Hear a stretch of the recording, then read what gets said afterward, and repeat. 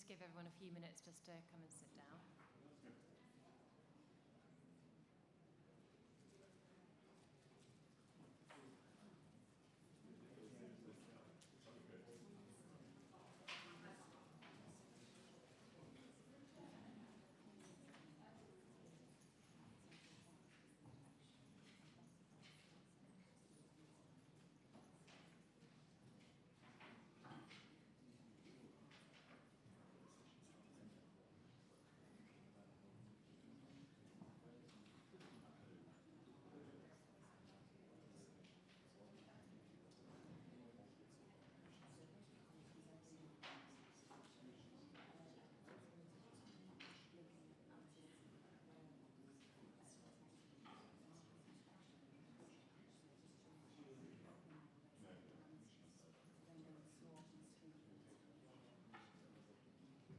Okay, so welcome back to the afternoon session.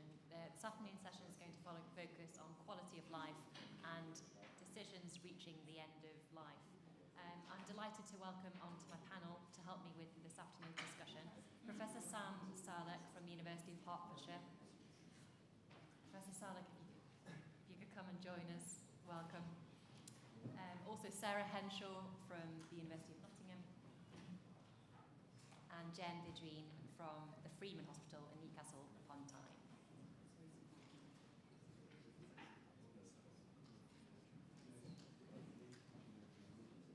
So this afternoon's session is going to be similar to the morning session. We're going to hear 3 talks, and then there'll be case studies, and then there'll be a chance for questions as well. We'll be using the voting system again, so if you haven't already, please kind of scan the barcode or get your phone or laptop ready for the voting part of today. So I'm really delighted to welcome Professor Sarlek. He is from the University of Hertfordshire. He also co-chairs the European Haematology Association Quality of Life Working Group. He's developed 12 health-related quality of life tools and is really interested now in the practical application of such tools. So thank you so much for coming, Professor Sarlek, and do take the stand to give your talk. Thank you very much indeed for that kind introduction. Good afternoon, everyone. Is everybody having a good time? Yes. Good. Now, how is your quality of life this afternoon after that lovely lunch? Out of 10? 1 to 10? 11?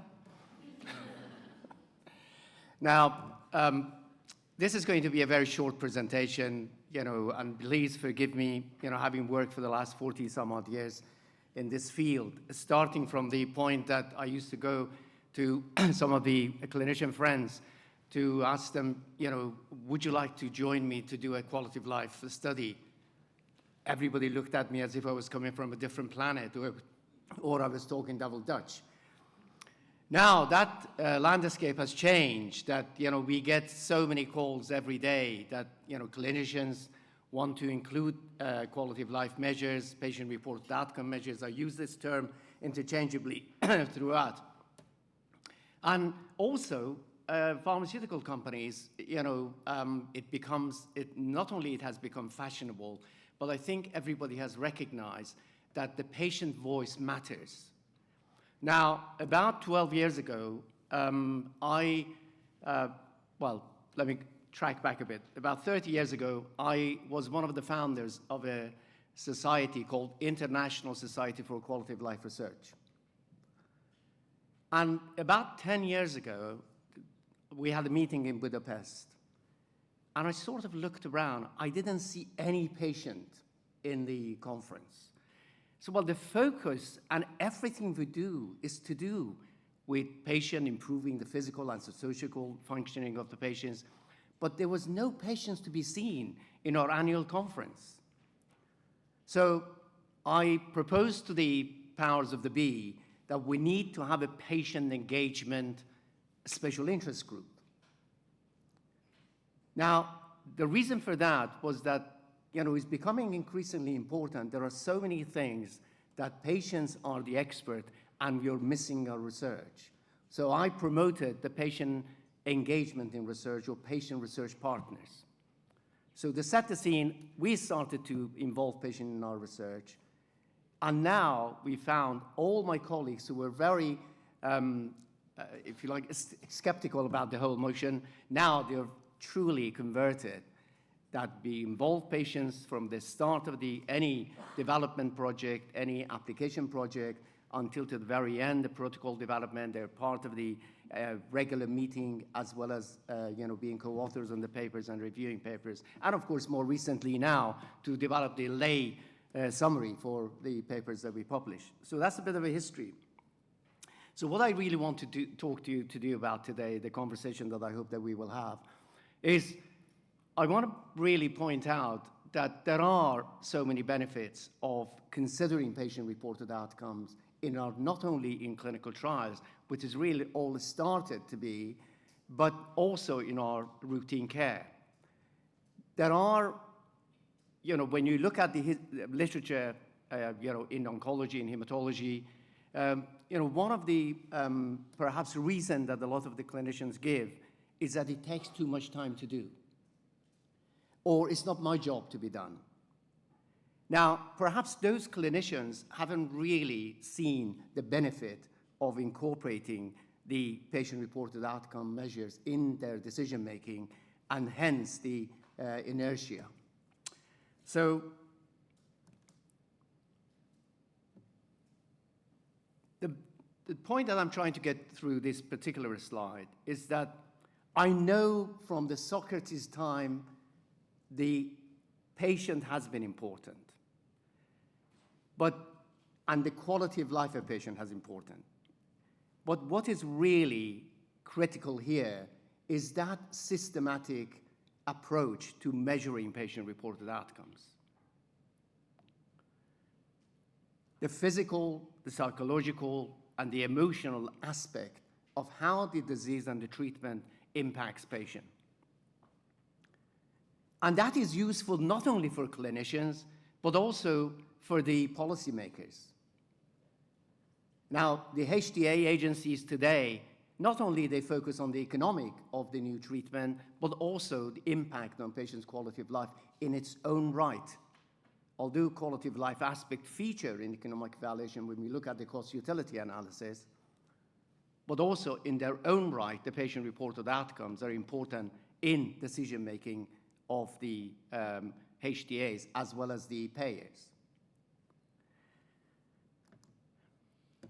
So I want to take you away from this sort of perhaps more commonly used patient-reported outcomes in clinical trials into what is really important and why we should be considering it in our day-to-day clinical decision-making in routine practice or routine care.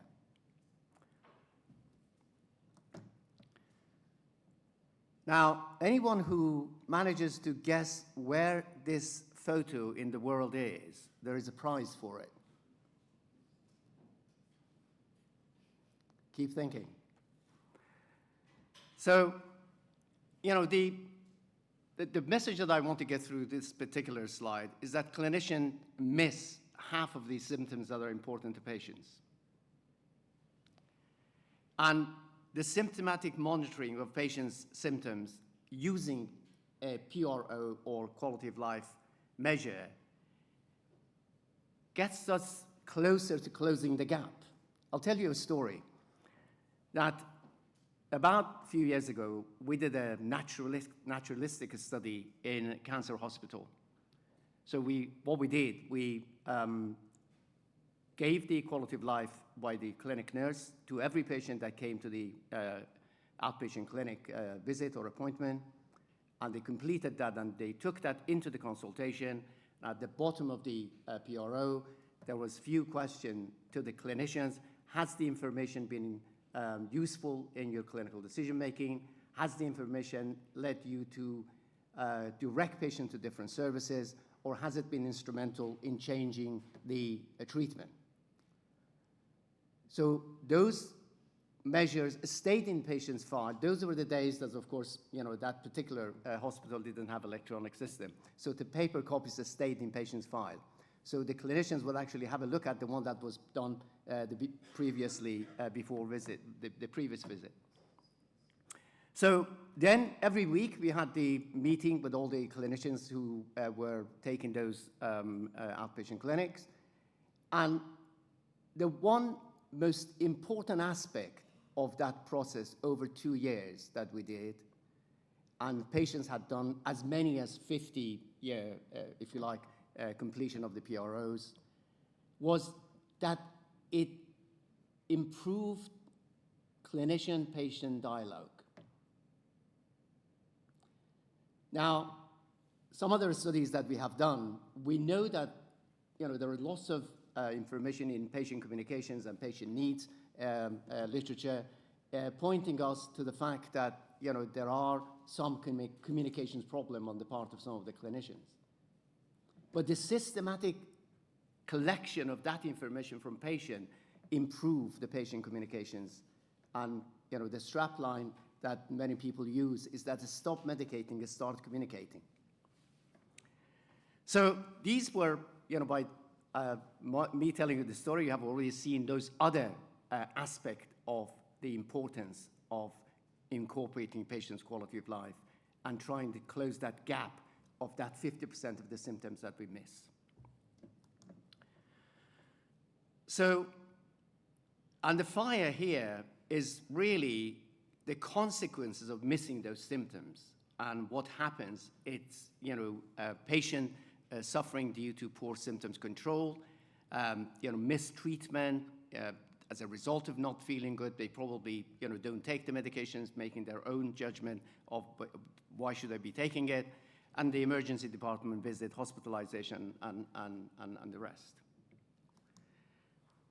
So the benefits of the use of the PROs in routine care would really prevent those preventable episodes.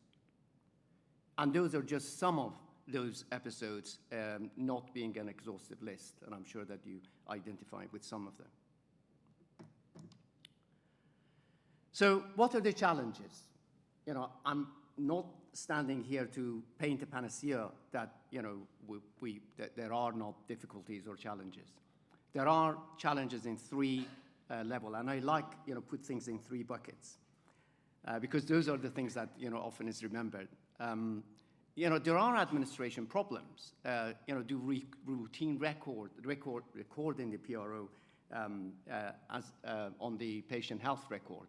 I don't really know why other countries are able to do that. I've done a lot of work in Canada, in all the provinces, and there is a record linkage system in the healthcare. And I don't know why, we are not able to crack that in this country. In Cardiff, where I practiced, until about 8 years ago, we developed the cancer platform for cancer patients in the Valendra Hospital. ISCO was the name of the platform, and it was so good that other specialities actually came to use the platform for their own purposes. For example, the Parkinson's disease for the movement disorder used ISCO platform in order to have their own registry online. So, but then that is just recently is becoming linked to the patient health record in Wales.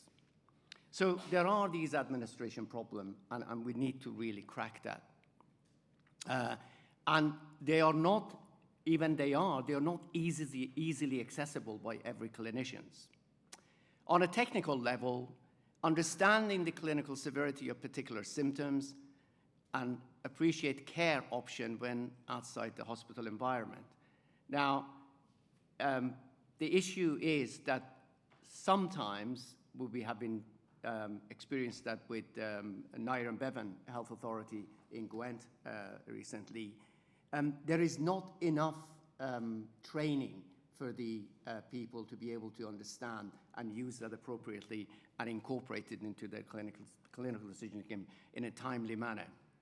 And of course, on the workflow issues, the online patient reporting during and beyond cancer treatment is important, and also being able to remotely, before the patients come to the clinic, they would be able to complete the PRO and press the button and it goes on their health record, and the clinicians will be able to access that during the consultation.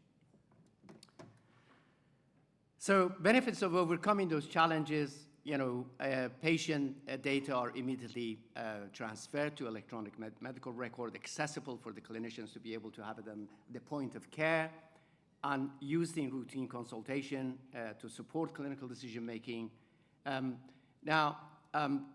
You won't actually recognize the benefit until you start using it. This is the story that I get from many, many clinicians.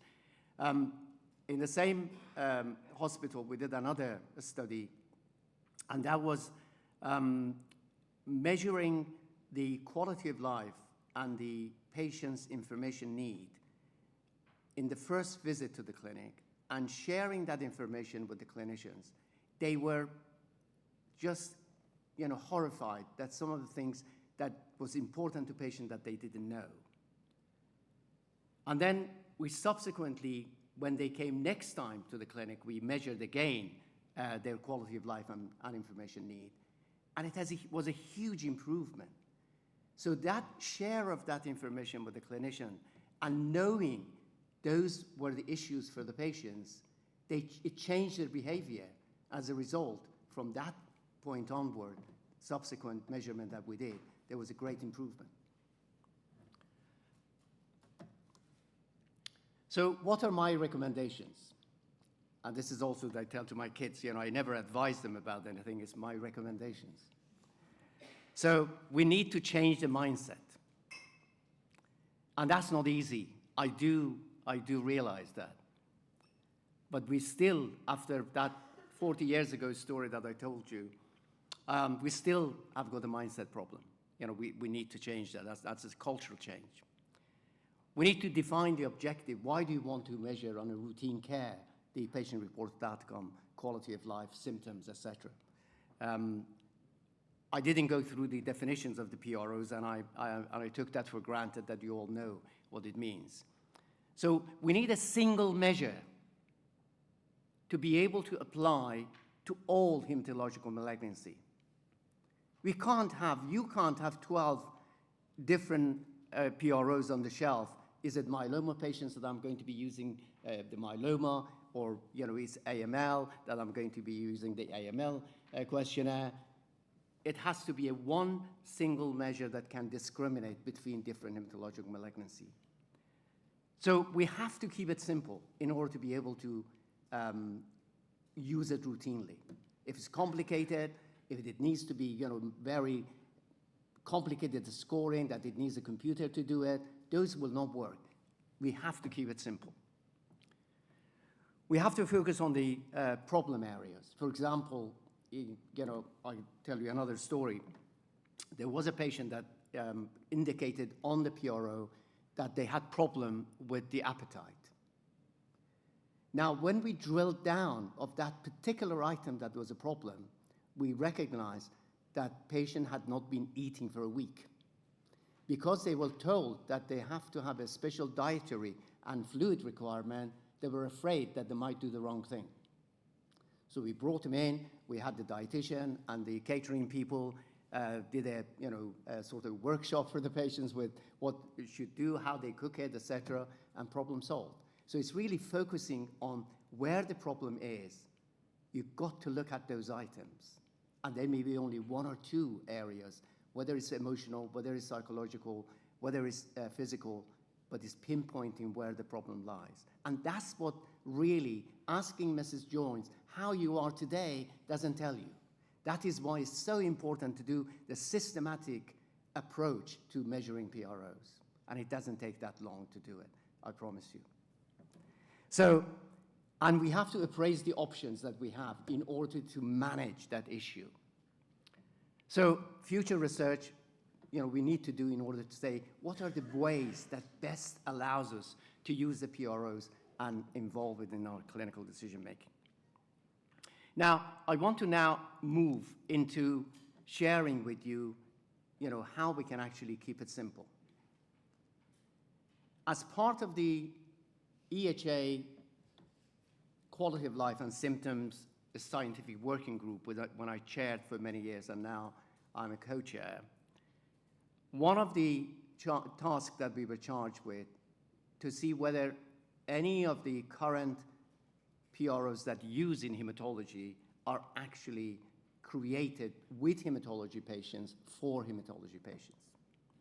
We did a systematic review, and also they were keen in use something that would be also lending itself to routine care, because all the other, I'll tell you a little bit more. The systematic review that we did, we also found out that none of the existing PRO measures that have been used in clinical trials actually are suitable for routine care. Then we also realized that some of the very important aspect that patients were telling us that was important was missing from the current available PROs. So we embarked on developing a new measure, and it's called the hematological malignancy specific patient-reported outcome, HM-PRO. I'm just going to share that with you very briefly. This is part of having single measure and keeping it simple. This was a 5-year project under the auspices of the EHA, and those are the different steps that we followed for the development. It started with a systematic review, then the qualitative phase that we involved 130 patients with different hematological malignancy, 10 different kinds, and then we drilled that down to a questionnaire, and we took it through the psychometric properties development and testing, and also we developed the electronic and the paper version simultaneously moving forward. So the HM-PRO is one instrument, 2 parts. Part A is impact, quality of life. Part B is symptoms. And those are the number of items, 24 items, very simple. Well, one of the other things that we observed during the development was translatability and the universality. Keeping the items short, simple, so they can be translated into other languages, much more straightforward. So then there are 4 categories in Part A and 1 category, and also it's been translated to 23 languages available on the website of the HM-PRO. Now, the important thing is that we also, as part of this work, had 3 patient research partners from the very beginning of the protocol development for this work.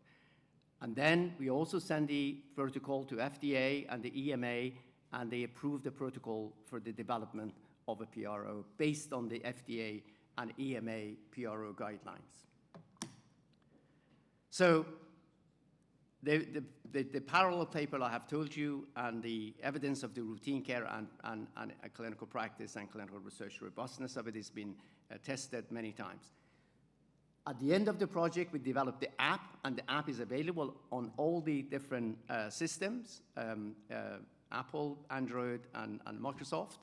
And if you complete the app, at the end, it gives you those charts that you see on the right-hand side, and it will tell you the scores for each part.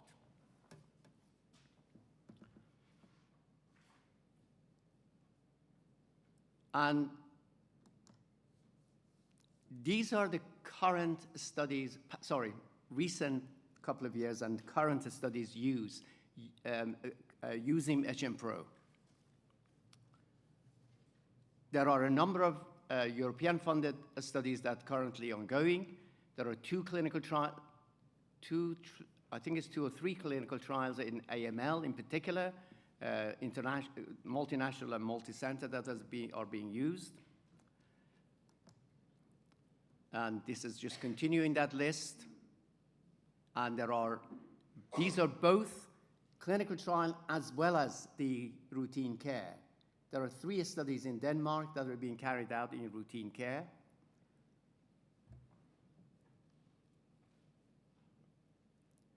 And also the more recent one that is also included is Resolve, which is another European-funded study. Okay. Now, after having developed the HM-PRO, EHA charged us with another task, and that's development of the guidelines for the use of PROs in clinical trials of hematological malignancy. The first one that we have done is multiple myeloma, and just 2 days ago, this was submitted for publication to Cancers. Now, the systematic review that underpin this particular guidelines was already published about a year ago in Cancers. So that provides much more information with regard to the systematic review that went on to underpin the development of the guidelines. So watch the space.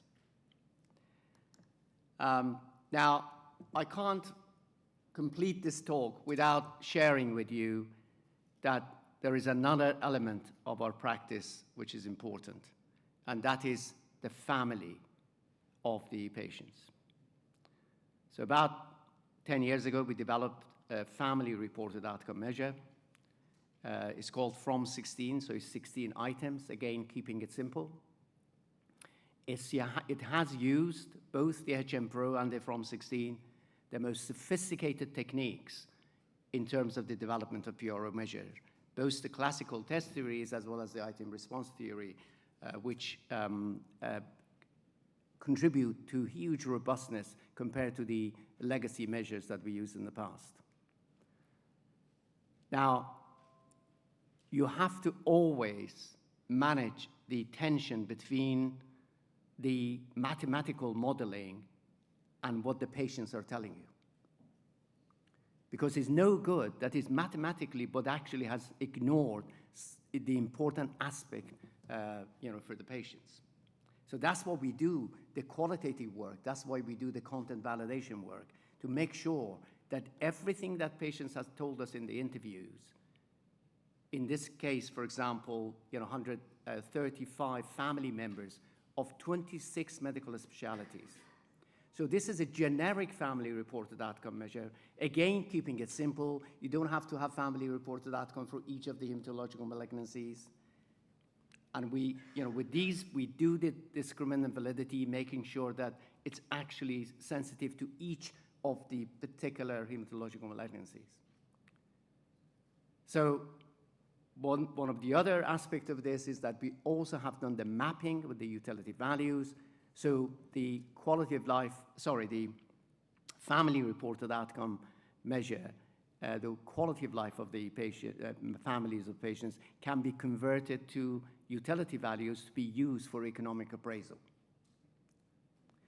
The reason we did that, because the contribution of the family to the care is neglected, not only by us as individuals, but also by policymakers.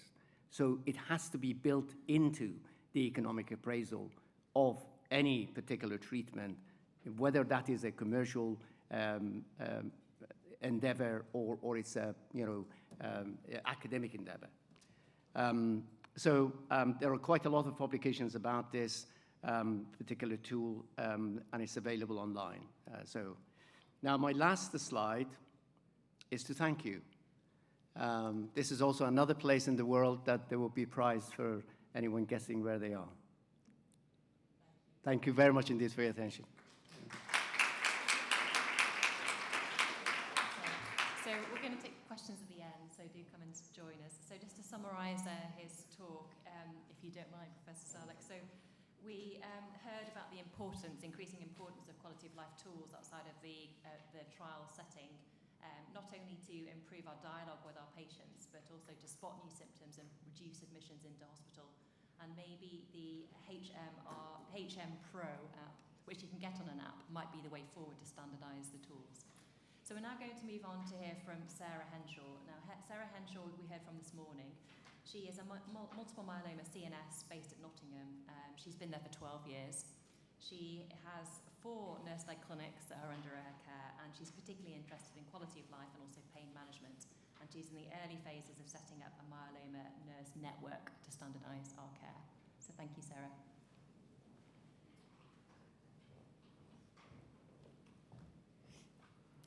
Hi, and thank you for inviting me to talk on this quality of life session this afternoon. So I'm going to talk a little bit about the fact that all our myeloma patients are living a lot longer because of all the fantastic treatments and all the supportive care that we deliver to the patients. So we know that it's the third most common blood cancer, and we also know that it's the 19th most common cancer in the UK as a whole, accounting for 2% of all cancers. From the point of myeloma, people are living longer. We know it's a relapsing and a remitting cancer and that it's currently incurable.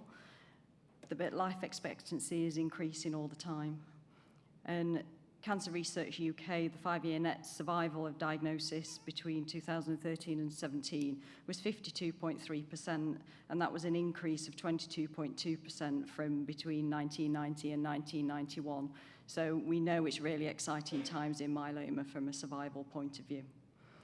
The other thing to think about is this 29% of patients diagnosed between 2013 and 2017 that are surviving 10 years or more, and the 10-year survival rate in the UK is actually quadrupling. So this is a massive thing both for the patients and for our capacities in clinics, etc. Obviously, living longer, receiving more treatment, this is associated with other complications. And as we know, our patients accumulate complications as they're going along their treatment pathway and their disease journey. They develop problems such as peripheral neuropathy, pain, cataracts, fatigue, endocrine disorders, and they present major problems in the maintenance of quality of life. People living with long-term cancers have been shown to have increased distress, and also the remitting nature of the disease and the relapsing nature of the disease is shown to cause problems with high symptom burden, and this in turn increases psychological distress. There was a multi-sectional, cross-sectional study done by Jordan et al. In 2014 that looked at symptom burden, and they showed that there was a link between high symptom burden and mental health symptoms. Also, Johnson et al. Looked at symptom burden and distress and psychological problems, and 40% of patients actually experience problems with depression and anxiety, as well as high symptom burden. So this is a big thing that patients are living with. People living with myeloma can also experience long-term consequences of the disease and long-term effects of the treatments themselves. And this increasing survivorship develops with the accumulation of all these problems, and it's creating a brand new unique syndrome for all the clinicians, the nurses, the pharmacists, the dietitians, and the psychologists to contend with. So part of my MSc, I decided to have a look at symptom burden and distress across the pathway. And the way that I did this, I was looking at late effects as well. So part of my dissertation was to do an audit of late effects monitoring and what do we do. But I'm not going to talk about that as part of this because this is all about quality of life. What I did, so our patients, we actually used the myeloma palliative outcome score, which is a specific one rather than a general hematology outcome score. And we get all of our patients to complete this, and they complete it in conjunction with the distress thermometer, so that as CNSs, we can actually filter out those that have got high levels of distress and where we need to look further into what they put on their MyPOS questionnaire. As part of my study, I looked at, for the symptom burden, I looked at question 2 on the MyPOS questionnaire, which is what that is up there, and that's where the patients actually grade each individual symptom, and I worked out an average of all the symptoms to work out my symptom burden. So I looked at, there was 276 MyPOS questionnaires that were completed and distress thermometers. I had to exclude 53 of them due to some incomplete questionnaires, and there was actually 24 that were asymptomatic myelomas, and for my particular thing, I was looking at symptomatic disease. The mean age of patients was 73, with the youngest being 40 and the oldest being 94, showing that across the age range, people could complete the questionnaires, and there was an almost even split between men and women that was doing it. And because of the nature of treatments today, there was more patients on active treatment in comparison to not on active treatment, because as we know, our patients don't get many treatment breaks anymore. So this is looking at the stage of pathway of questionnaires that were completed. And as you can see, those that were on treatment, there was more completing the questionnaires than off treatment. And the boxed plots on the opposite side of the graph, that is actually where I've broken it down into early stage and late stage for purposes of data analysis later on. Early stage is from diagnosis up into post second line treatment, and late was third line and beyond. So when we're looking at symptom severity, as you can see, the darker bars are the highest scoring part of the symptom, and you can see that pain, weakness, lack of energy, drowsiness, poor mobility, and tingling in the hands and feet are the areas where patients are complaining of the problem most heavily. And actually, nausea and vomiting didn't seem to be a problem for our patients generally on the treatment. So when I looked at the distress scores, you can see that the lowest levels of distress were actually on patients who were off treatment following their first line treatment. So when you think I was looking at questionnaires that were filled out in 2019, there was quite a few patients that were on active therapies once they'd completed their first line treatment. Patients on fourth line treatment were scoring the highest levels of distress, and the next after this were those that were after third line treatment, waiting to go on to fourth line treatment, which is where you would kind of expect it to be later down the pathway. Patients taking first line treatments also had an elevated level of distress, but this goes in conjunction with diagnosis and learning that you've got an incurable illness. When you looked at distress in patients on treatment versus off treatment, as you would kind of expect, those that were taking treatments at a higher level of distress compared to those that weren't taking treatment. So my next step was to actually look at the impact across the pathway and how the pathway position affected symptom burden and distress. And one way of doing this is a man-over analysis, which I can't remember all the intricate details of that because it's a while since I did it, but you need to have dependent variables and independent variables. The dependent variables in this were mean severity of symptoms and the distress score, and your independent variable is the stage of treatment. Now, when you're doing man-over analysis, you can't have lots of different independent variables. You have to break it down into just two. So this is why I divided it into early stage of pathway and late stage of pathway. When you look at the descriptive statistics, you can see that distress and mean severity of symptoms was higher in the later stages of the pathway.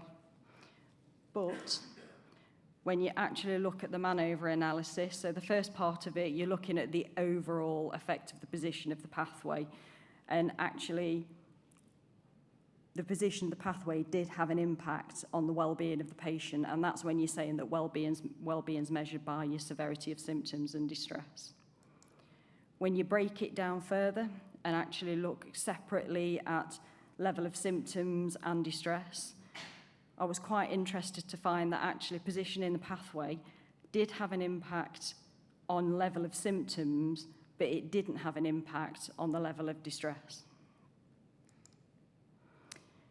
Another way of breaking it down is pairwise comparison, and in this, you're looking at early and late stage of the treatment pathway, and perceived level of symptoms was significantly affected by whether they were in the early stages of treatment or the later stages of treatment. But again, distress wasn't affected by early or late stages of treatment. So to summarise, the highest portion of patients within the study were actually on third line treatments. The symptoms that were demonstrated the most and frequently reported was pain, weakness or lack of energy, drowsiness, poor mobility and tingling in the hands or feet, and nausea and vomiting was least likely to be reported. Position in the pathway did have an effect on the overall well-being of patients. However, position in the pathway had an effect on the perceived level of symptoms to the patient, but it didn't have a significant effect on distress. So what are the implications to practice? You know, we've already just heard a fantastic presentation about using quality of life assessment tools. It's really important to be using a kind of assessment tool, and I'm contemplating changing over to the general one, but at the moment we're using the MyPOS questionnaire. And the most important thing is to actually act on what the patients are saying on the questionnaire. We need to be thinking about management of late effects and long-term consequences. So our patients are on these treatments for long periods of time and developing all these problems. So do we need late effects clinics? You know, these kind of things to look at it. And it's really important to do education. So after doing this, I educated the myeloma team. And it's important to talk to the patients, the families and the friends about quality of life and the importance of them being honest in how things are making them feel. So to conclude, people live with myeloma for many, many, many, many years. Increasing survivorship is creating problems with late and long-term consequences, which in turn impacts on symptom burden and levels of distress. And the best way to resolve this is through disciplinary teams. So it's not just about your clinicians and your nurses and your pharmacists, it's getting other healthcare professionals involved, such as your dietitians, your psychologists, your occupational therapists. These are all important in helping maintain quality of life. And thank you for listening.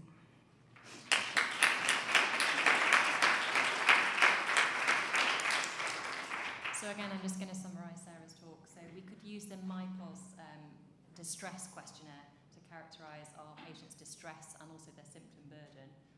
Those particularly on third-line treatment seem to be the most distressed, as well as those newly diagnosed, whereas those on fourth or fifth-line therapy or beyond might have more problems with symptoms but not distress. So now I'm very glad to introduce Jen Vidri. She is a palliative care and supportive care consultant at the Freeman Hospital in Newcastle upon Tyne. So Jen is particularly interested in supportive care. She also is aiming to establish a UK Association supportive care network in cancer patients. So thank you, Jen, for coming to speak to us today. Thank you. And thank you for having me.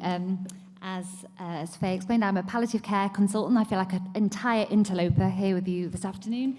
But as she's also explained, my passion in life is the palliative and end-of-life care experience of patients with blood cancers. I work with an incredible team in Newcastle, and really I always start by explaining that our success in Newcastle in really getting to grips with some of the issues that I'm going to outline to you this afternoon is testament not just to me, but to the incredible team of haematologists that I get to work alongside every day.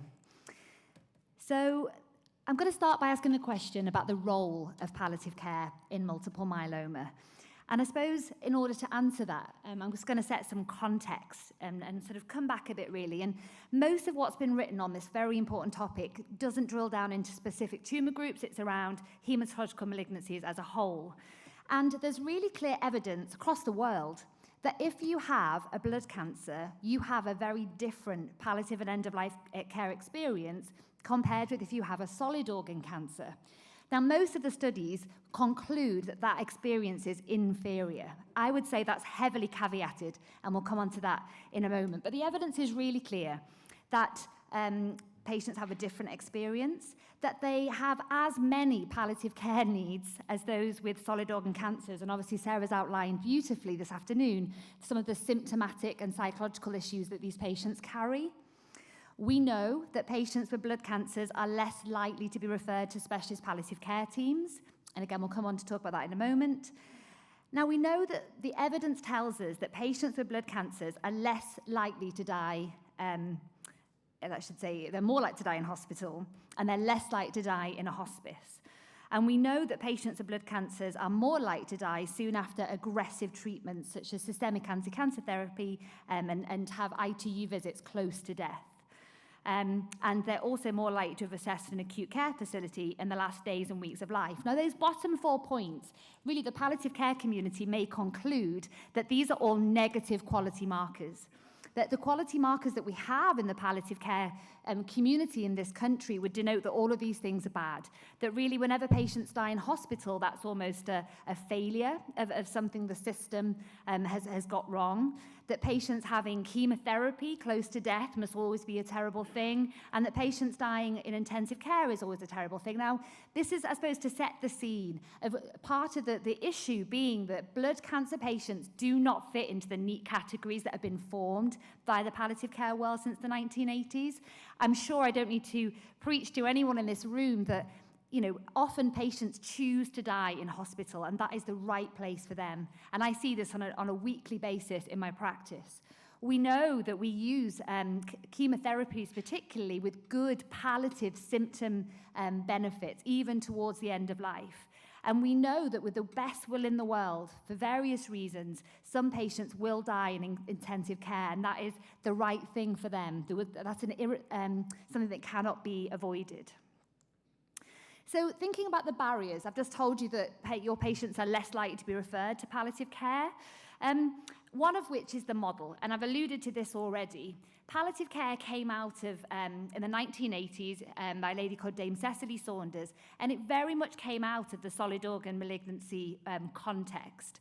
And again, as you know, there are a few notable exceptions, but on the whole, if you have a metastatic solid organ cancer, you are incurable and you can be put in a palliative bracket. And I suppose on the other half of that, you have the patients who are potentially curable, who are not in the palliative bracket. And that's the model really that we've laboured under ever since. Now, again, I don't need to tell anyone in this room, I'm sure, that patients with blood cancers do not fit into that neat dichotomy. They don't fit into a box that says palliative or curative. And I think so much of the issue that's explored internationally is the fact that the services and the models do not meet the needs of patients with blood cancers. And that really needs to be addressed. The understanding. Now, I love to speak to haematologists about palliative care, absolutely. But an awful lot of my time and energy is spent teaching palliative care folk about the needs of patients with blood cancers and how they are different and how we in palliative care have got to be prepared to flex and let go of that dichotomy if we're going to meet the needs of patients with a blood cancer. We know the needs are very specific. I suppose one example that's often quoted is around blood products.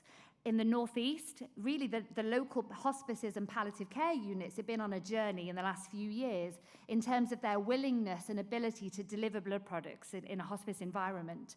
I think we're quite down the road in terms of red cells, but platelets really has been a challenge. And it's only very recently now, I think we can say that all of our local hospices will deliver platelets. And the name. Again, this could be a whole topic in and of itself. There is something that remains around the stigma of the P word, the palliative word. I suppose my sense of this is that whenever I meet a patient for the first time, I always start with my patter, which is I'm a palliative care consultant. That word might mean something to you, but let's talk about why I'm here for you. I talk about how I'm a member of the haematology team. I work alongside the haematologist, helping patients at any stage of their cancer journey. And you can see the patient visibly relax. But of course, there's going to be patients that I'm never even going to get to meet, because when the clinician says, I'd like to refer you to the palliative care team, the patient says, no, you are not. Or clinicians that cannot have their own issue with the word and what it means. I don't know if you're aware, but there's a movement across the world increasingly of palliative care folk and oncologists working in cancer centres who have essentially rebranded and are now calling themselves supportive care. Now, in its purest form, supportive care is an entirely different specialty, and it's a really exciting field in which patients at any stage of their cancer journey are receive holistic care. We've spoken at length about how conditions such as myeloma, which are incurable but treatable, patients can live with that for a very long time. And I would say that the systems, the services, are not quite there in the way that they could be to manage the holistic needs of patients as they go. And supportive care aims to sort of fill that gap. This is an exciting movement in the UK at the moment that we're really pushing forward with the supportive care model of working in cancer centres. Faye mentioned UKAS, so the UK Association for Supportive Care and Cancer. That was a shameless plug, but we really are looking at furthering this in the United Kingdom. And one of the reasons that I'm so passionate about it is because, as I see it, the supportive care model meets the needs of blood cancer patients in a way that the traditional palliative care model has not. And prognostic uncertainty, I would say that, and when I'm speaking to anyone about the palliative care needs of patients with blood cancers, I always say, if there was a banner over, the needs and the issues here, it would be prognostic uncertainty. And the system not coping with that uncertainty, let alone the fact that the patient has to live with this absolute, sometimes being told you might be having a therapy, such as CAR T-cell therapy, that could cure you, or it might not, and you might die in a couple of weeks. Those dichotomies don't exist in solid organ cancer in quite the same way. So what are we thinking about timing for prognostic conversations in myeloma? And I suppose when I'm talking about timing, lots of the same things hold true when it comes to the timing for involvement with the palliative and supportive care teams. I cannot recommend this paper highly enough, and I wonder if some of you may have seen it. It was published last year in the British Journal of Haematology, and it really comprehensively explores all of the issues regarding the palliative and haematology interface. And one thing that they did do was look at the trajectory of patients with blood cancers, because if we're going to look at timing, it's important to conceptualize the journey that these patients are on. Now, when I was taught about disease trajectories in training, there was sort of three broad categories. There was those with organ failure, there was those with a frailty picture, and there was those with cancer. And the one that I was often shown is on the top left there. Now, of course, we know that that picture doesn't really depict the journey that many of our patients are on. And so what Shaula et al. Have done is not only uncoupled solid organ cancer from hematological malignancy in terms of the trajectories, they've then further broken down the very heterogeneous group of blood cancers into distinct syndromes to talk about them each. So the one on the top right here is what they call the roller coaster, which is for patients who have an acute leukemia or an acute GVHD. And as you can see, there's deep sort of troughs associated with relapse or neutropenic sepsis, with hopefully an improvement. Now, of course, we know, and this is one of the challenges, we don't know which patients are going to improve, or for which patients each of those troughs is going to be a terminal event. Of course, we know that patients with, particularly with acute leukemias, can be potentially curable until, I would say, sometimes the hour before they die. Again, they do not fit into these categories of palliative versus curative. The bottom one here is what they call the transfusion tether. So that's for patients with things like MDS who have a sort of very, perhaps more gradual decline, but with the need to be constantly supported by blood products. And again, thinking about how we in the palliative and supportive care community can support that, often out with the hospital if that's what the patient wants. But the one we're going to look at more closely is this one here, which is what they call the war of attrition. And this is, I suppose, the general idea of how patients with things like myeloma go through their illness. And as you can see, as we know, it's a sort of relatively prolonged prognosis with dips followed by improvements when a new line of therapy is started. And there can be a restoration back to baseline with each of those lines of treatment. So if we're thinking about the timing of prognostic discussions or palliative care involvement, where does that even fit on this trajectory? Do we do the conversations at the point of diagnosis, after first relapse, when treatment options are starting to look less possible, or at the point that death is clearly coming?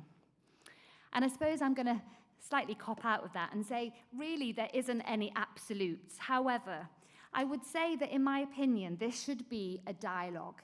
And I suppose, not dissimilar to as Sam was explaining, having a culture in our consultations that there is no taboos, that nothing is not able to be spoken about, and complete open and honest conversations.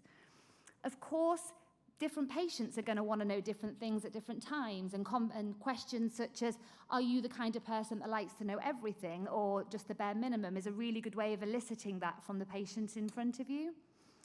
You might say, well, it really depends on the patient's risk factors, and that's obviously an area that's increasingly understood, whether that be their cytogenetics or their comorbidities or other clearly identifiable things. That might determine what conversations you have and when. But as I say, in my opinion, ideally this is an integral part of all of the conversations we have with patients, not least when we're receiving consent for treatments. So this is from the GMC website, and it's from the guidance on shared decision making, which has obviously been recognised as an incredibly important area. And it says that patients must be given information on diagnosis and prognosis. And just another word to prognosis, I would say that prognosis needs to be so much more than a time frame. That, of course, we need to say to patients, treatment X could prolong your life by 6 months, treatment Y could prolong your life by 12 months, but really, patients need to understand what that time will look like. And that additional time that's been achieved, is that going to be in hospital, having multiple blood products, or the risk of neutropenic sepsis, or people are going to be so fatigued they can't leave their own home. These are really, really important things that need to be part of these conversations. And essentially, assumptions mustn't be made. There's a helpful example here that from a relatively old study now, which showed that in 917 patients with solid organ cancers, those that thought they were going to live for at least 6 months were more likely to favour life-extending therapy over comfort care, compared with those who thought there was at least a 10% chance that they would not live 6 months. We have to give patients all the information to make the right decisions for themselves and not make assumptions about what they'll want to know and what their decisions might be. This is from a study. There's a 300 hematologists in the US were asked around their sort of conversations that they're having with patients. And in this study, 60% said that they have prognostic conversations with more than 95% of their patients, which of course suggests that 40% didn't. Many of them preferred general terms, and again, I would say in hematology, that's sometimes that's all we've got. We've only got general terms. We couldn't be specific if we wanted to be.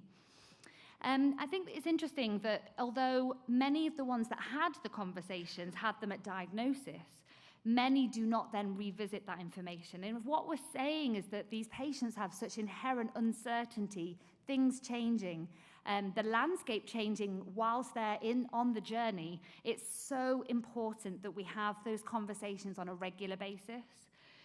The study also found that those that had been practicing for more than 15 years were more likely to have the conversations.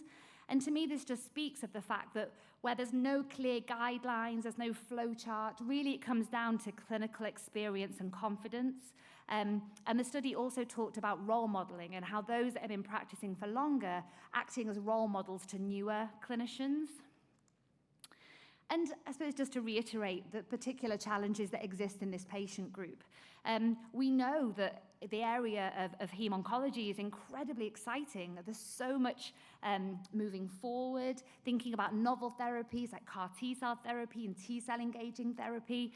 It's quite dizzying for those of us on the outside looking in to keep up with, not least patients. But that obviously bringing in its own inherent challenges of we just don't know. The clinical trials tell us one thing, but what is the reality about this patient in front of me and how they are going to do with this treatment? Again, genuine prognostic uncertainty. But there are studies that show that patients are often more optimistic of cure than their hematologists. And this study in Boston observed a consultation, and then afterwards asked the patients how long they thought that they would live, and they asked the hematologist. And of course, the patients all had a much more optimistic view. Now, I suppose the question that this doesn't answer is that because the hematologists are not being honest, or is it because these patients are desperate and they're hearing the hope and they want to cling on to that hope? And that's something that really mustn't be dismissed, obviously, in all of this.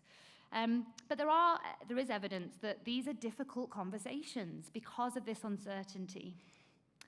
So why do we have advanced care planning discussions? Because I suppose in many ways that's just a banner term for the need to talk about the future with patients. Well, as I've said, it's a fundamental part of consent, and it's a medical legal imperative, as we've just explored.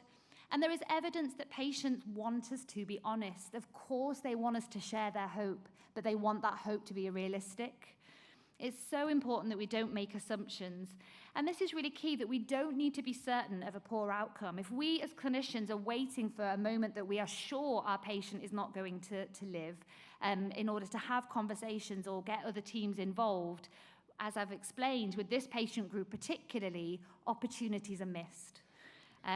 When we have these conversations as a dialogue, we can make sure that we are delivering goal-concordant care, which is so very important, isn't it? So just to finish, I suppose, how do we have these conversations? And parallel planning is a phrase that increasingly we're using in Newcastle, and it's really very simple and basic at its heart.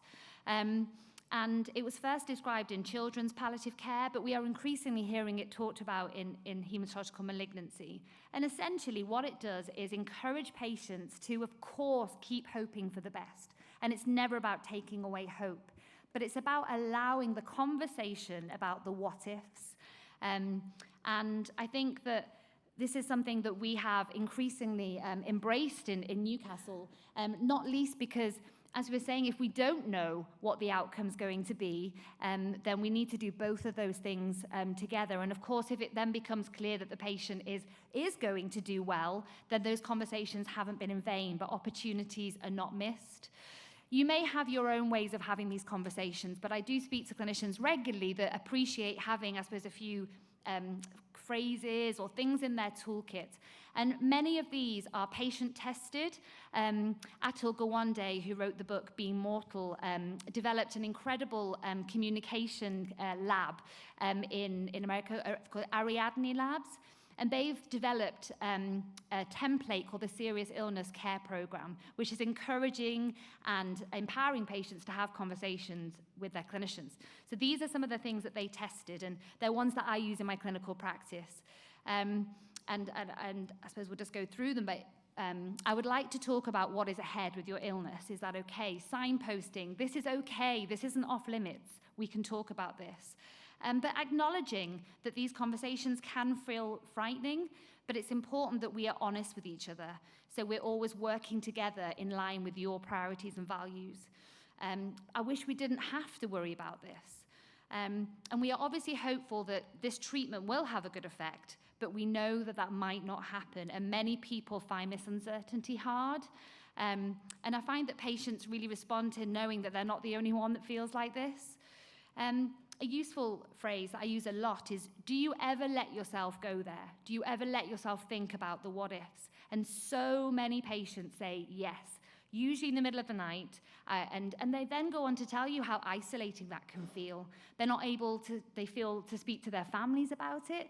And sometimes, one thing that I've witnessed in my career is how close the relationships can become between hematologists and their patients, and sometimes patients not wanting to sort of talk about the difficult things for fear of upsetting or somehow betraying their hematology teams. So again, to get it out in the open, it's often the elephant in the room.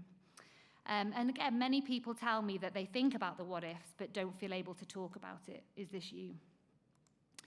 So I just want to end with a quote from Being Mortal by Atul Gawande, which is essentially at the heart of what we're doing, I think, as clinicians. And it's not about determining whether the patient in front of you wants this or that. It's about trying to learn what's most important to them under the circumstances so that you can provide information and advice on the approach that gives them the best chance of achieving it. And that's everything.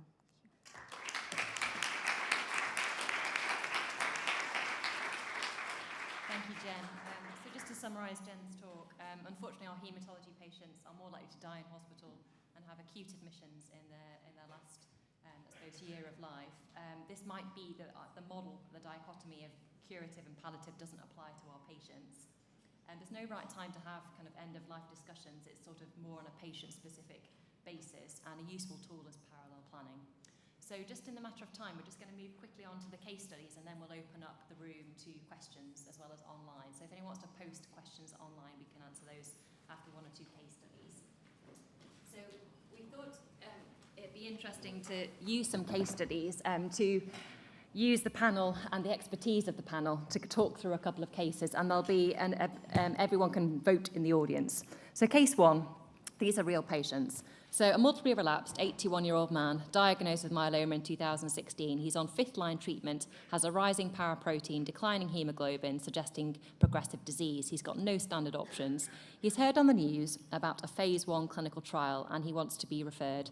He's well, but he's deteriorating. His performance status is declining. What do you do? So these are the options for voting. So you could refer him to the tertiary centre to consider the trial. You should dissuade him from the trial and instead consider oral cyclophosphamide and dexamethasone, so conventional chemotherapy, given the lack of other treatment options. Option 3, dissuade him from considering the trial, stop all treatment and refer to palliative care. Encourage him to continue with the current treatment that he's on, despite the rising paraprotein, given the lack of other treatment options. So if you could all vote now, and this is the barcode if you haven't yet scanned it.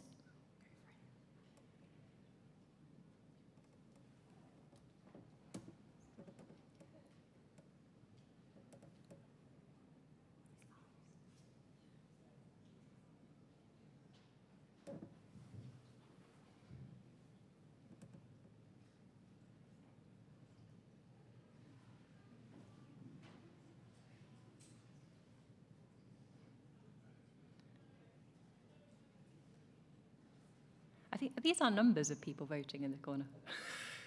They seem to be going up and down. Okay, so here we are. So everyone really would, or the majority of people, 58% of people would refer him on to the tertiary centre to consider the trial. So I suppose really in this sort of case, I don't know, Neil, would you often in this situation consider a phase 1 trial for this patient and discuss, or in someone that's got a declining performance status, whether you'd refer to Jen and the palliative care team at this stage? So I don't think there's a right or wrong answer, and I think it's how much you feel that you know what the patient would like to do, what discussions you've had in the past, what they've expressed. A lot of patients want to try something if something is out there, but I guess we need to be realistic. So it's not the fact that I'm offering you referral to a tertiary centre and they've got the cure or it's the magic bullet. It's the fact that this may work for you, but that I think the parallel world is perfect, and the idea that yes, there is something that you can try, it may or may not work. We need to think about the pros and cons of travel, cost, impact on quality of life, which undoubtedly there will be, what the potential benefits would be, versus what the alternative options are. So it's a really open and honest discussion, I think. Yeah.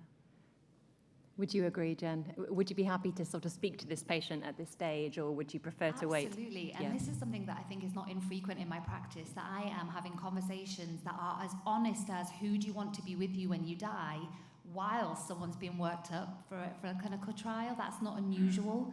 And it really brings home the importance of having these conversations in parallel. And there are patients in whom I've had those conversations who go on to have the clinical trial and do really, really well. And suddenly those conversations felt, you know, well, why do we have those?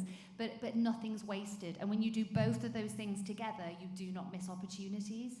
And I think the other thing I would say is it's really important that both haematology and palliative care are dealing with both of the possibilities, that it's not the haematologists talk about the trial and the hope, and the palliative care folk talk about the doom and gloom and the death, that we have these conversations all together where we're all working to both of those eventualities. It's not different teams, if that makes any sense, but this is a very common scenario in my practice, yeah. And I suppose then Sarah and Sam, do you think there's a role for sort of the quality of life tools in such a patient, you know, trying to capture how his scores are changing over time to help guide discussions? So, yeah, I mean, the first thing that I thought is I wouldn't go for any of those options. I would want to delve further into what his quality of life is at the moment, what he expects out of his quality of life over the coming months, before you start saying, well, yes, I can refer you for a clinical trial, because like Neil said, you've got to take into considerations travelling to your tertiary centre. It might be inpatient-based, the treatment on the clinical trial, you know, all these things, and what's important to them at that time, you need to be taken into consideration before even thinking about any of them 4 options, was what I was thinking. Thank you, Sarah. I fully concur with Sarah and Jen. I think you really need to hear the patient, but sometimes it's difficult to have a conversation. But collecting that information on a piece of paper or electronically as a quality of life tool, it can tell you quite a lot. And then use that information to have a conversation with the patients, because then you establish the baseline. And that patient voice is really important to decide which direction of those 5 options to go. Thank you. I don't know if there's any questions or comments from the audience or online before we move on to the next case. No, I mean, there was a question specifically about quality of life assessments. I guess it's probably worth mentioning to Sam while it's here, from Curly Morris in Northern Ireland, just saying it's disappointing that one of the disappointing aspects of quality of life in myeloma trials is the fall off of proportion of patients who complete their PROs. Is that something that you're aware of? Is that a issue that's specific to myeloma, or is that just a general phenomenon in terms of collecting this data? In terms of the clinical trial, or? In the sorry, this is unrelated actually, just in terms of clinical trials, collection of PRO data, do you find that? Well, because of the nature of the cancer, solid tumor, as well as the hematological malignancy patients, there is that tail off, when you get to the end of the trial, that is seen both in solid tumor as well as hematological clinical trials, yes. Okay, going to move on to case 2 now. So case 2, 78, multiply relapsed myeloma, diagnosed in 2015, again on 5th-line therapy, stable disease though this time, modest paraprotein. His issues though are recurrent admissions to hospital with cellulitis due to heart failure, peripheral edema and his low immune system. He's got shoulder pain due to his myelomatous bone disease and also arthritis. He's got no carers but a significant burden on his wife. He's got polypharmacy, low mood, need for emotional support. How do you manage this patient? So, your options this time: consider application for compassionate access to a drug as 6th-line therapy, as he's only got stable disease with the current regimen. Continue with the regimen that he's on, but ensure he's got GCSF prophylactic antibiotic therapy to prevent admissions, given some degree of disease control, but refer on to palliative care at the same time to help with his pain control. Option 3, continue the chemotherapy, ensure the same supportive medication, so GCSF antibiotics, refer to palliative care, but also refer to the orthopaedic team this time to consider shoulder replacement surgery. Or 4, stop treatment given his frailty, recurrent admissions and problems, and referred to palliative care.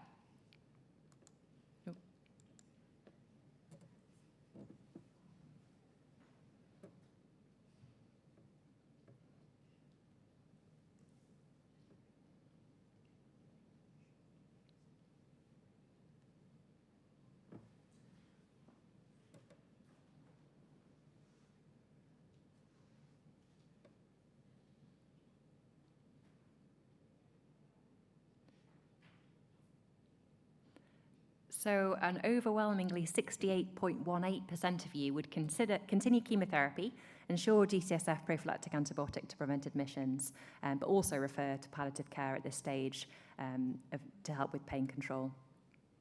And I guess, Sarah, you probably have these sort of very complex comorbid patients that are coming into hospital frequently in Nottingham. Would you agree with the audience in terms of how you'd manage this patient? Generally, yes, but I do think it involves a conversation with the patient again and an assessment of their quality of life, because actually the patient themselves might want to stop treatment if they thought it would improve their quality of life and stop the hospital admissions. So I'm kind of between the two, stopping the treatment and the second. Yeah. And Sam, again, I think, capturing, although it's very descriptive, all of these admissions and comorbidities, but I suppose using a tool to kind of capture his quality of life might be helpful. Not only that, but also I would suggest testing the frailty of the patients, using one of the frailty instruments. They can be quite helpful in having a better idea of, how the patients actually will fare if you decide to, send them to that option that was selected by the audience. So absolutely, I fully. And Jen, any comments from a palliative care perspective for this man? I suppose it comes back to what Sarah's saying and the danger about assumptions. And sometimes, I sit in multidisciplinary meetings where all these things are discussed, and I suppose eventually somebody says, we should probably ask the patient, and because we can make assumptions about what they conceive to be a good quality of life or what they feel to be. We talk a lot in my specialty about the benefits and the burdens, and he might say, well, all this is quite burdensome, but actually being alive is really, really important to me, and it's so important that we don't make assumptions. And I think sometimes in the palliative care community we can be a bit eye-rolling about the haematologist wanting to give yet more chemo, and we really need to dial back from that and really, it's about, as long as the patients are given all the information, all the, it's informed consent. If they decide that they want to have a 78th line treatment, then we need to support that. But it's about listening to the patient and not making assumptions about what they do or don't want, or not putting our agenda on them, whichever direction that comes from. And Neil, would you feel comfortable about referring this guy on for a shoulder replacement? Okay, so I think one concept that we just need to is the concept of stable disease and what stable disease means. And I think that the concept of continuing treatment in somebody who has exhausted all therapies, the concept, I guess, within haematology is one that the disease will become even worse if they're not remaining on some treatment. And that's, I don't think, a wrong reason to continue treatment with supportive care. You'd imagine that shoulder replacement, major surgery, probably wouldn't necessarily be the right thing. But again, that is not necessarily for us to make that decision. That's an informed decision that the patient should make. Thank you. Any comments from the audience or online before? Oh, sorry, Sam. If I just could come back to Jen's comment. I attended several MDT meetings in Jacksonville in South Carolina a couple of years ago. And one of the models that they were using not only involved patients in the MDT, but also the family of the patients. Now, this only in the last few months has really come to me to realize how important that is. Because about 4 months ago, my wife was diagnosed with a rare condition. And for me, I had to stop everything for about 4 months. And when I attended the MDT, they wanted the team, at the Royal Brompton wanted me as a family member attend the MDT. And then I realized, as somebody who had actually now become a carer or a family member of a chronic patient, how important it is to actually have the voice of the family member. Thank you. So I just thought for this case, I'd actually give you what actually happened. So this man's quality of life was poor. He was in severe pain due to his shoulder. It wasn't controlled by heavy analgesia, which was making him constipated and drowsy. He was mobilizing around the house with a wheelchair. He wished to explore the options of shoulder surgery. It was actually fifth-line therapy for him was pomalidomide, so he carried on with his oral chemotherapy. But he did want to avoid hospital admissions. So he was referred to palliative care to help with the pain and constipation. He did have surgery on his shoulder, which was a success, and allowed him to sort of wean down his opiates, which was good. We stopped the steroids with his pomalidomide to sort of reduce his risk of infections and supported him with prophylactic antibiotics and GCSF. And we did exactly what Jen has told us to do, which is parallel planning. So we sort of mentioned to him that things weren't looking good at this stage, but hoping for the best, that his paraprotein and myeloma control would remain good. So we've probably got time for one more case before we break for coffee. So case 3 is an 89-year-old man with, slightly elderly, more elderly than the last couple of patients. Diagnosed in 2021, he presented with a clavicular fracture. He lives alone, but he's independent, but he prefers not to drive given his poor vision. He just about tolerated low-dose oral chemotherapy as first-line treatment together with some steroids, achieved a good response, but with a low-level paraprotein. And again, this man is admitted to hospital with urinary retention and requiring a long-term catheter, and they needed to make a care package for him, which is why he was sort of waiting on the ward. Do you increase the doses of his oral chemotherapy to strive for a complete hematological response, given that the hospital admission is unrelated to his myeloma or the treatment? Continue the current doses of chemotherapy as they are, as he's responding, especially because the hospital admission is not related to the myeloma or the treatment. Number 3, use the admission as an opportunity to explore with him the merits and risks of continuing treatment at the age of 89 years old with a low-level paraprotein. Or 4, suggest to the patient about stopping treatment at this stage, and he'll hopefully enjoy a good remission and not need further treatment in his lifetime, with a referral to palliative care if and when the patient develops symptoms.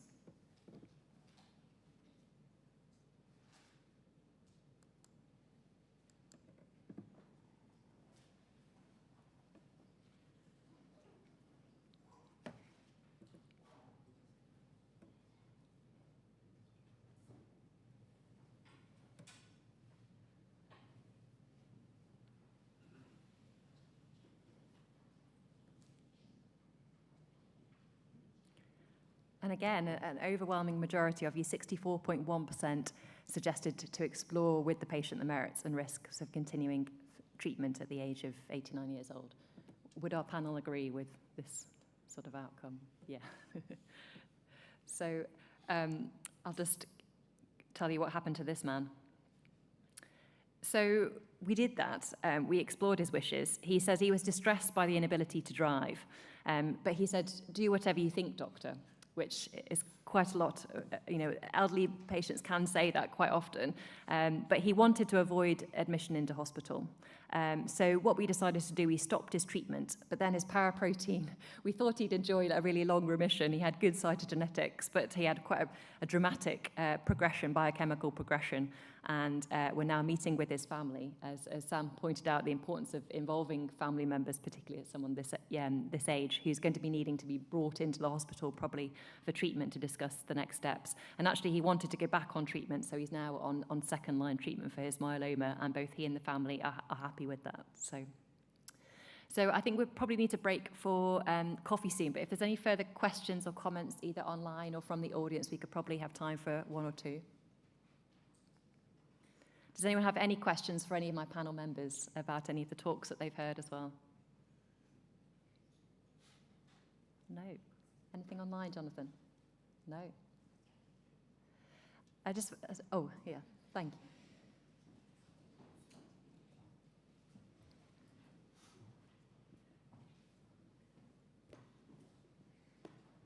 So just to show that I was staying awake, you didn't tell us where those photos were.